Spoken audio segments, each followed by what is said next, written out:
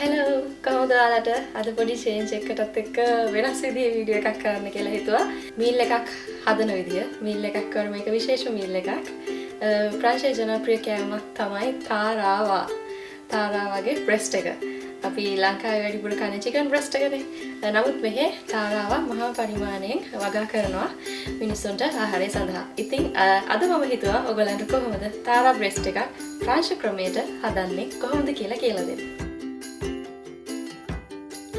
මේ තාරාව ගැන විශේෂයෙන් දෙයක් කියන්න ඕනේ මේ තාරාවගේ බ්‍රෙස්ට් එකේ ඉන්නේ මේ වගේ හමක් එක්ක. මේක කොයි වෙලාවකවත් ඉවත් කරන්නේ නැහැ. මේකේ තමයි ඔයිල් එක තියෙන්නේ තාරාවගේ. ඒක නිසා මේ තාරාව උයද්දී විශේෂයෙන් මේ හම කොටස අනිවාර්යෙන් තාරාවගේ තියෙන්න ඕනේ. ඊට පස්සේ මේක කපා ගන්න විදිය විශේෂයි. සම්පූර්ණයෙන්ම කැපෙන්නේ නැති වෙන්න මෙහෙම පොඩි කට්ස් ටිකක් දාගන්නවා.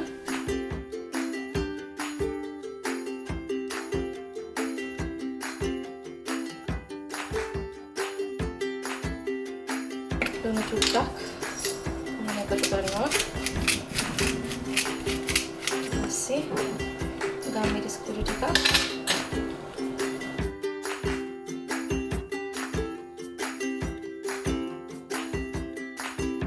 තාරාව බදිද්දි සාමාන්‍යයෙන් අපි chicken fry කරන්න තෙල් දානවා වගේ අපි pan එකට තෙල් දාන්නේ නැහැ. හේතුව මේ හැම කොටසෙන් අපි බලාපොරොත්තු නොවන ප්‍රමාණය තෙල් ප්‍රමාණයක් එකතු වෙනවා. ඒකෙන් තමයි මේක fry වෙන්නේ. විශේෂයෙන්ම සඳහන් කරන්න ඕන දේ pan එක හොඳට රත් වෙනකන් තියාගන්න. රත් වුණාට පස්සේ මේ තාරාවගේ මුලින්ම අපි දාන්නේ මේ හැම පැත්ත කොටස.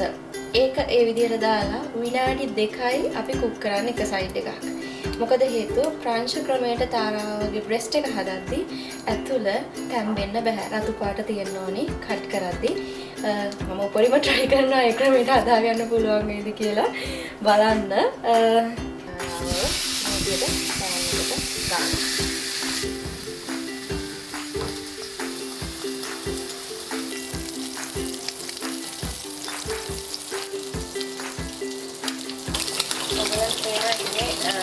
තාරාවගේ මේකේ ඇතුලෙන් එන තෙල්නේ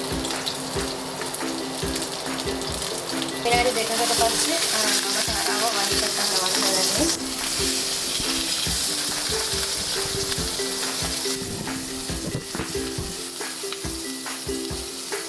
තාරාව යාගෙන ඉවරයි. ඊට පස්සේ එළියට අරගෙන මේ විදිහට උණුවෙම කට් කරගන්නයි ඕනි. අපලකට පේන ඇති මේ ඇතුළ රතු පාටට තියෙනවා.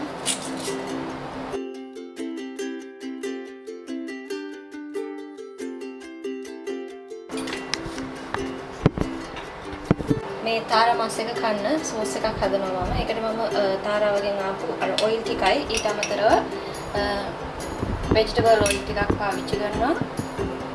හරි එකක් විතර ටික රත් වෙනකොට ඒකට එකතු කරනවා.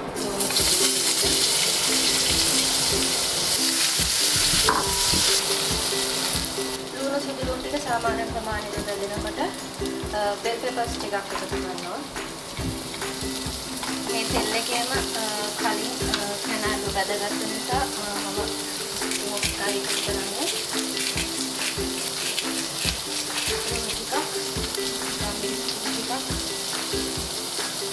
ටිකක් සීනි රසට කැමති නිසා පැණි රස එකතු කරගන්න. සීනි. ඊට පස්සේ මේකට එකතු කරනවා cream fresh.